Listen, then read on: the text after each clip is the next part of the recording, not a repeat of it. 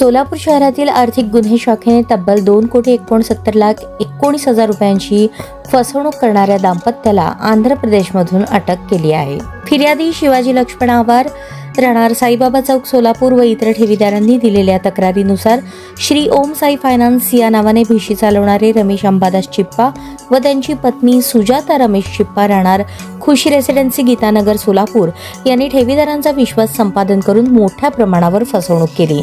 त्यांनी 1 नोव्हेंबर 2020 ते 30 एप्रिल 2024 या कालावधीत जास्त व्याजाचे आमिष दाखवून 131 ठेवीदारांकडून 2,69,19,00,000 रुपये स्वीकारले। मात्र ठेव रक्कम किंवा व्याजाचा परतावा न करता दोघे फरार झाले।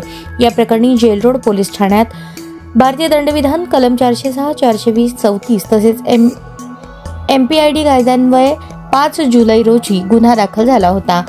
गुन्हा दाखल झाल्यानंतर आरोपी पळून गेले। तपासादरम्यान आर्थिक गुन्हे शाखेच्या पथकाने तांत्रिक विश्लेषणाद्वारे आरोपी दाम्पत्य हे लखमावरम मलिक्कीपुरम मंडल, राज्य आंध्र प्रदेश येथे लपून राहत असल्याचे निष्पन्न झाले। पोलीस आयुक्त M. राजकुमार यांनी पथकास राज्याबाहेर जाण्याची परवानगी दिल्यानंतर सर्वोच्च न्यायालयाच्या मार्गदर्शक तत्वांचे पालन करत आंध्र प्रदेश पोलिसांच्या मदतीने दोघांना 10 ऑक्टोबर रोजी अटक करण्यात आली। त्यांना स्थानिक न्यायालयात हजर केल्यानंतर ट्रान्झिट वॉरंट घेऊन सोलापूर येथे आणण्यात आले। 13 ऑक्टोबर रोजी आरोपींना माननीय राणे विशेष न्यायाधीश MPID कोर्ट सोलापूर यांच्यासमोर हजर करण्यात आले असता न्यायालयाने दोघांना 17 ऑक्टोबर पर्यंत पोलीस कोठडी सुनावली आहे। ही कारवाई उपपोलीस आयुक्त डॉक्टर अश्विनी पाटील, सहाय्यक पोलीस आयुक्त राजन माने, वरिष्ठ पोलीस निरीक्षक अजित लकडे यांच्या मार्गदर्शनाखाली सहाय्यक पोलीस निरीक्षक जीवन निरगुडे व त्यांच्या पथकाने पार पाडली।